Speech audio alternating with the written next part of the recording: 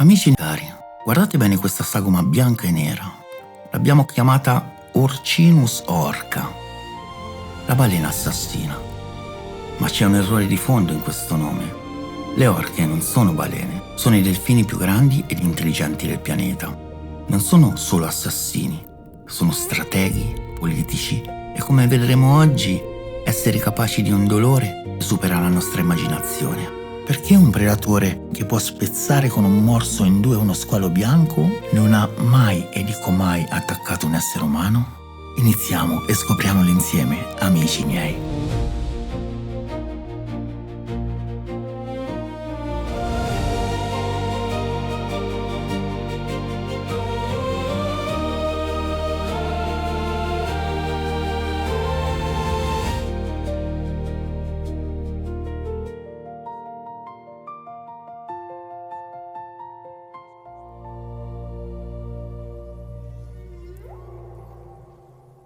Il termine killer whale nasce da una cattiva traduzione dello spagnolo, asesina ballenas, ovvero assassina di balene, perché i marinai le vedevano cacciare enormi cetacei. Non sono assassini però, sono strateghi, politici, come vedremo oggi, esseri capaci di un dolore che supera la nostra immaginazione. Pensate che sono i mammiferi più diffusi sulla Terra dopo l'essere umano. Popolano le acque ghiacciate dell'Antartide e le lagune tropicali, adattandosi ad ogni ambiente. Quindi benvenuti, molti di voi mi conoscono già per i nostri viaggi tra le nebbie ed i misteri dell'Italia su I segreti dello stivale. Ma oggi apriremo insieme una nuova porta. Se nell'altro canale esploriamo il lato più oscuro dell'uomo, qui esploreremo quello più profondo e poco conosciuto del regno animale. Se, come è molto probabile, siete nuovi e amate il mistero originale, quello fatto di leggende e cronaca vera, dopo questo video fate un salto sull'altro canale. Là troverete le storie che vi faranno arrabbiare e rabbrividire allo stesso tempo, da vedere tassativamente al buio. Ma ora restate con me, perché stiamo per scoprire cosa si nasconde in quel cervello da 6 kg e chi sono i padroni di tutti i mari ed oceani, essendo le orche ed i loro gruppi diversi presenti in tutte le acque del globo.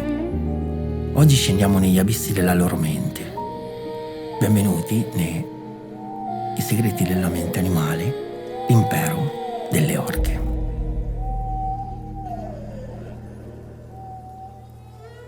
Partiamo dal caso che ha commosso il mondo. Siamo nel luglio 2018 nel mare di Salish, tra lo stato di Washington e la Columbia Britannica.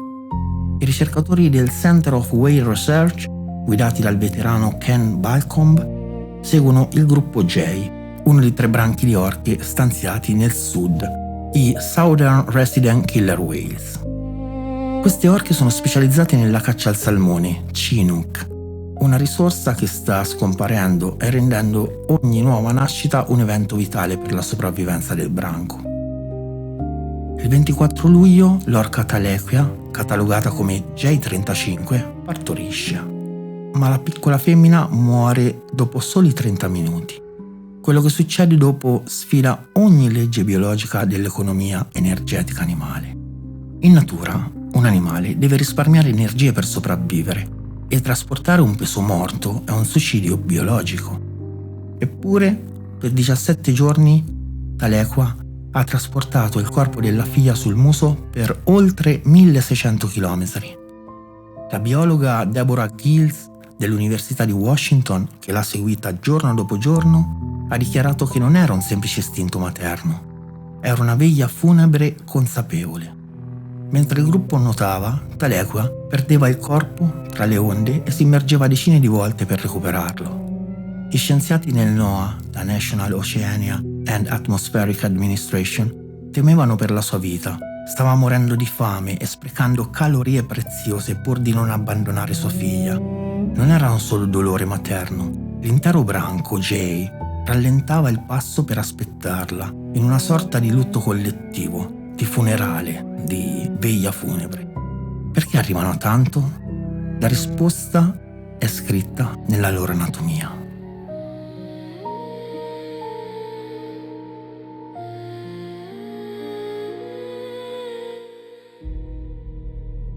Il cervello di un'orca è enorme, ma non è solo questione di dimensioni. Gli studi della neuroscienziata Lori Marino hanno rivelato che le orche possiedono un lobo paralimbico incredibilmente sviluppato. È la zona che gestisce le emozioni sociali ed i legami familiari, che negli umani è molto più piccola. Ma c'è di più.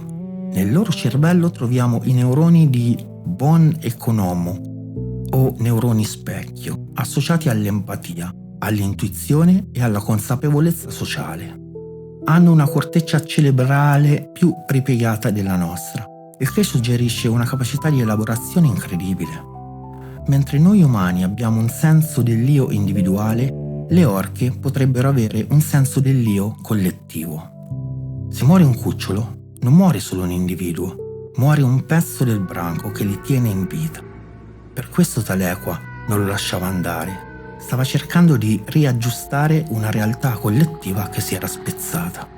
Questa connessione profonda crea qualcosa che pensavamo fosse solo umano.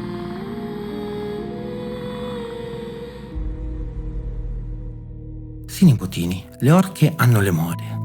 Nel 1987, sempre nel Puget Sound, un'orca femmina iniziò a trasportare un salmone morto sulla sua testa, come se fosse un cappello. In poche settimane tutte le orche del gruppo iniziarono a fare lo stesso. Poi, improvvisamente, come era iniziata, la moda svanì.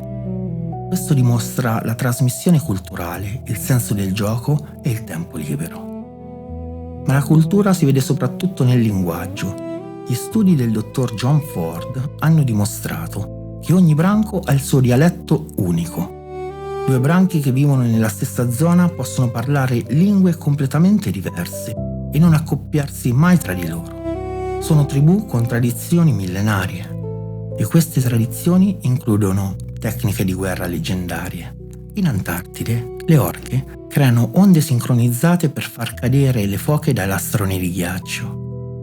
In Sudafrica, le orche, soprannominate Port e Starboard, hanno imparato a estrarre chirurgicamente il fegato dagli squali bianchi, terrorizzando l'intera popolazione di squali della zona.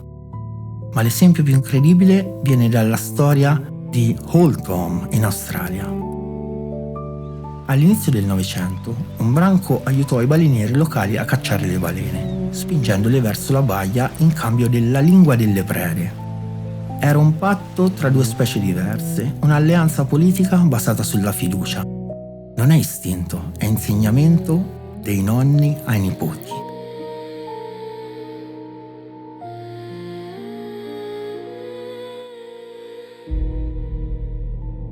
Arriviamo al mistero più recente. Tra il 2020 e il 2024, nello stretto di Gibilterra, un gruppo di orche ha iniziato ad attaccare e affondare gli yacht. Gli scienziati del gruppo di lavoro GTOA, Atlantic Orca Working Group, hanno identificato una leader, White Gladys. Alcuni studiosi, come il biologo Alfredo López Fernández, ipotizzano un trauma. Gladys potrebbe essere stata colpita da una barca o rimasta impigliata in una rete. Da quel momento ha iniziato a colpire i timoni, insegnando la tecnica alle giovani orche. È vendetta o nuova pericolosa moda? Quello che sappiamo è che reagiscono con precisione e coordinazione militare. Non mangiano gli umani, distruggono lo strumento che permette alla barca di muoversi. Ci stanno dicendo: quel territorio è nostro e stiamo assistendo a un conflitto politico tra due specie intelligenti.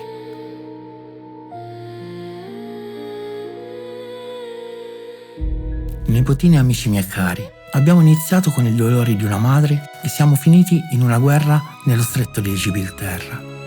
Se il video vi piacerà, ne volete un secondo dove andremo ad approfondire questi altri comportamenti e a vedere gli episodi più incredibili osservati e descritti dagli scienziati, lasciatemi un bel commento e scrivetemi se vi piacerebbe appunto un altro video sulle orche. Cosa ci insegna tutto questo? Che l'intelligenza non è un'esclusiva umana. Le orche ci osservano, ci studiano e forse, come nel caso di Talequa, cercano di mostrarci il loro dolore per un oceano che stiamo svuotando e distruggendo. Chiudiamo con una bella notizia però. Nel 2020 Talequa è tornata con un nuovo cucciolo sano, J57. La vita continua, ma il mistero resta.